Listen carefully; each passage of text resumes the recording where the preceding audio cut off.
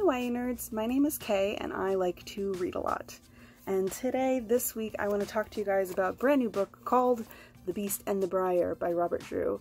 It's the first book in the Seven Realms saga that my good friend is writing. So I had the honor and privilege to read it before anybody else could, and I just kind of wanted to like promote it because it's my friend and I really appreciate his writing, and you know, I'd really like more people to read it. So for your information, this book was published May 20th, 2020. It's self-published, so you can purchase it, though it's mostly being sold through Amazon, which is not my jam, but you gotta make some money as a self-published author somehow, and that may be the only way how. So I'm gonna put the link for the book down in the description. Feel free to purchase it either digitally. I got a hard copy, and by hard copy I mean a paperback, from my friend. I'm actually putting this in my library, so hopefully some libraries will have it in their system and you can request it from them. I know that mine does now, so there you go. Oh, I forgot. It's also, I didn't look this up before because I'm the worst, 272 pages. Wow. Ugh. Short book. I'm making a face because I'm just like not with it tonight, but here you go. So short book, 272 pages, and like I said, published this year.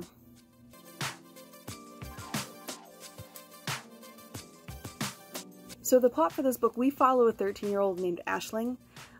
She always loves to tell fairy tales and stories and things about the fae folk.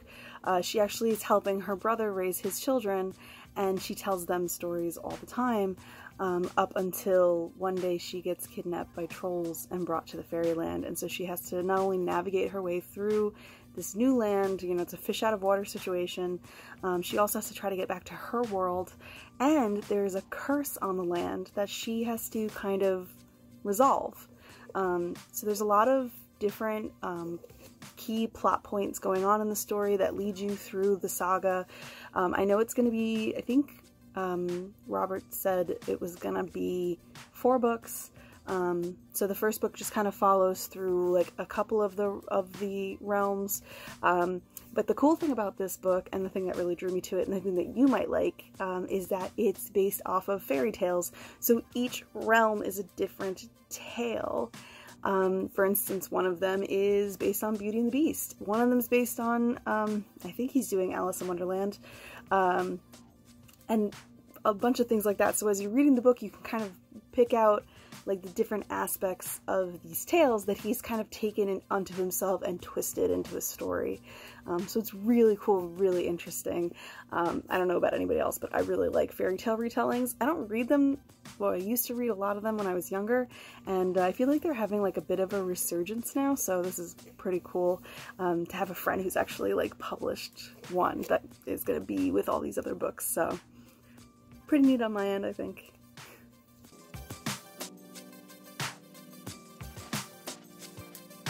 For tropes, we have just a couple. Again, I've pulled a couple of these from like my own knowledge as well as other YA people. Big shout out to Tessa again this week because she was so freaking helpful with this last time.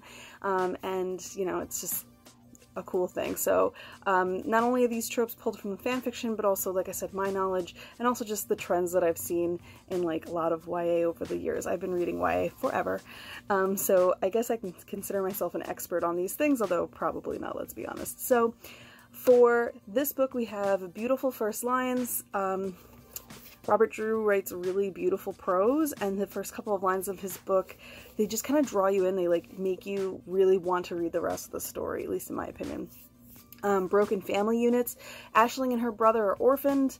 Their mother dies of an illness, and so it's just the two of them, and she kind of gets like adopted into her brother's family with his wife and children. So the chosen one, when Aisling arrives in the Seven Realms, she pretty much is like the hero that has to like fix everything. Dumb protagonist is actually Prodigy in disguise. Aisling considers herself like a little bit, I wouldn't say like dumb, like smart's dumb, but she feels not as experienced as the rest of her party, and so she kind of has to like make up for that, but she does have like assets about her that help her kind of be like strong and smart on her own. Trilogy is another trope. Even though this one's going to be 4 books, I still kind of consider this part of that trope.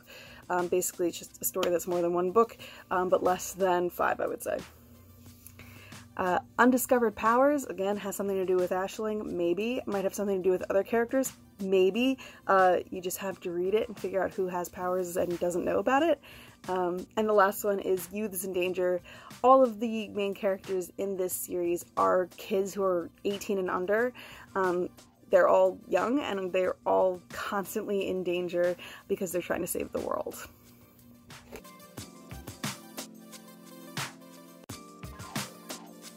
So, as you guys know, for read-alikes, I like to usually take 2 books from Goodreads and 2 books from Novelist and give them to you as recommendations. Because my friend's book is so new, there are no recommendations on Goodreads. There's nothing on Novelist. I could have probably gone through Amazon, but I don't want to. I don't like that website. So, I kind of did something else. I actually used my librarian knowledge and found some recommendations that would go well with this book particularly. So I'll just put them up here, and I guess because I have 4, or just 1, 2, 3, 4, why not? So the first one is House of Salt and Shadows, and that's by Erin A. Craig. And it's basically a retelling of the 12 Dancing Princesses, but like dark. Like, I think a bunch of the princesses die before the book even starts. Sounds pretty cool and interesting to me. I like those fairy tales that nobody knows about. One of my favorite fairy tales, aside from the 12 Dancing Princesses, because that one's really fun, one of my favorite fairy tales is East of the Sun and West of the Moon. If you haven't read it, you should. It's really interesting, and there are a lot of tales that are newer than that are retellings of that one. I also really like Jorinda and Joringel. Nobody knows about that one either. Anyway, I digress. The second book is called A Curse So Dark and Lonely, and it's by Bridget Kemmerer. That one's basically just your basic Beauty and the Beast retelling, except I think that the Beast is like centuries old, and he just keeps like, it's either that he's like reliving the same thing over and over again, or his curse just keeps him alive and like tortured in this kind of way, up until like this young girl Harper comes along and fixes it. Supposedly. I don't know, that's all I got from the description on Novelist. We also have The Wrath and the Dawn by Renee Adia. I've actually heard amazing things about this book, and I know that it's an Arabian Nights retelling, so it stars Scheherazade and her, like, Thousand Nights tale, I think. The cover's also gorgeous, so, you know, caught my attention right away. And the last book is the only book I've read from this list, and it's called Tiger Lily, and it's by Jodi Lynn Anderson. And that one's just your basic Peter Pan retelling, and, you know, so it follows Tiger Lily instead of Peter Pan. It has a gender non-conforming character in it, which I appreciated, and, I don't know, it's just pretty good, I think, my opinion. I actually own that book. It's on the shelf over there somewhere. One day I will show you all my shelf. Maybe, because I do have many shelves. So anyway, yeah, that's it for the read-alikes. All of them sound really good to me, and again, if you like fairy tale retellings, you'll like any of these. If you like The Beast and the Briar, I'm pretty sure you'll like any of these too.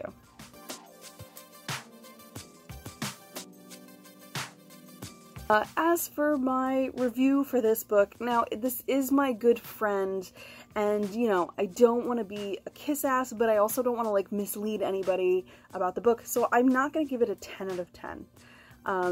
Even though, again, this is my friend, please don't kill me. If he watches this, please don't kill me. But that being said, I'm giving it a 9 out of 10. It's not like I'm deducting a lot of points.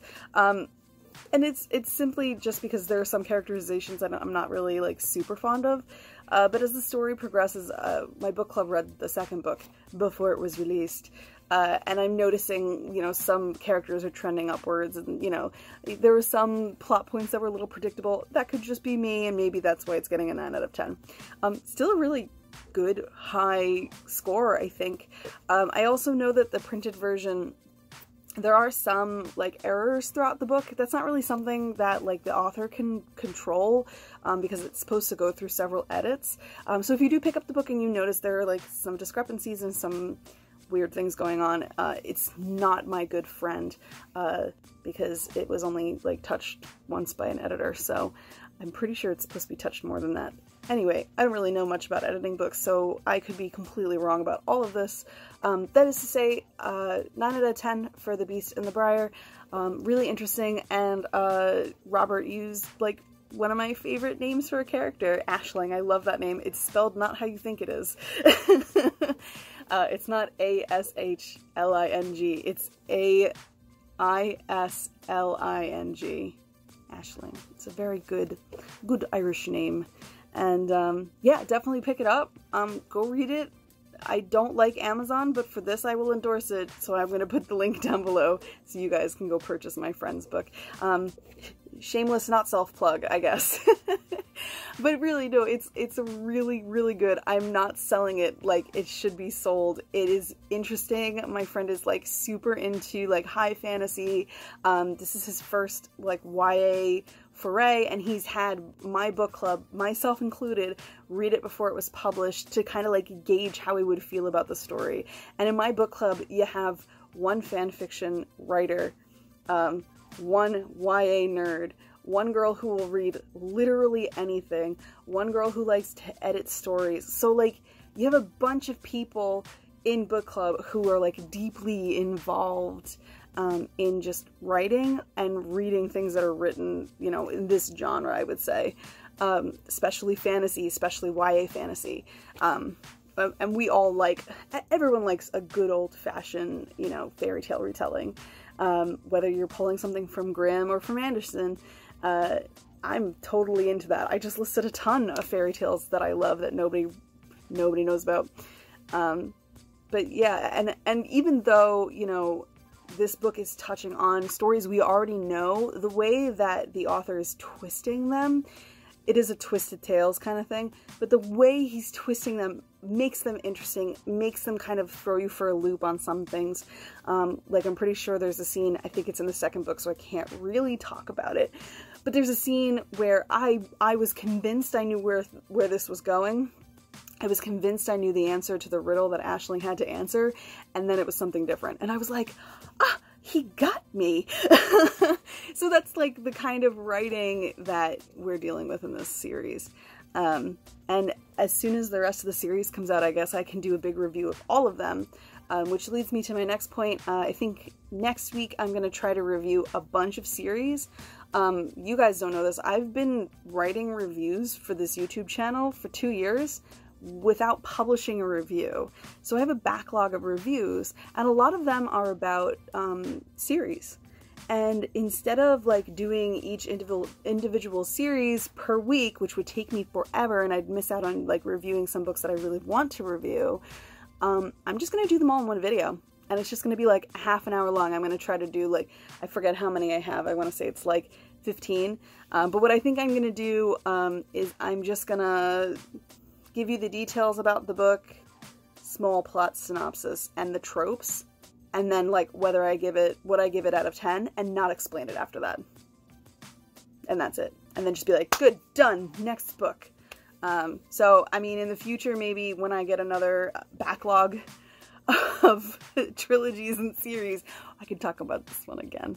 So yeah, that's all I have to say about The Beast and the Briar, and about next week's video. Hopefully if I can summon up the energy to film something that long, and the phone space, since I'm still recording these on my phone. In case you can't tell, when my phone does that weird, like you see the edges zoom in and out really quick, that's my phone. That's my phone doing that. So, I just did it. Anyway, so that's it for this week. Again, my name is Kaye, and I like to read a lot. Feel free to follow me on Instagram or Twitter, if you want. If not, whatever. And, peace out, YA nerds.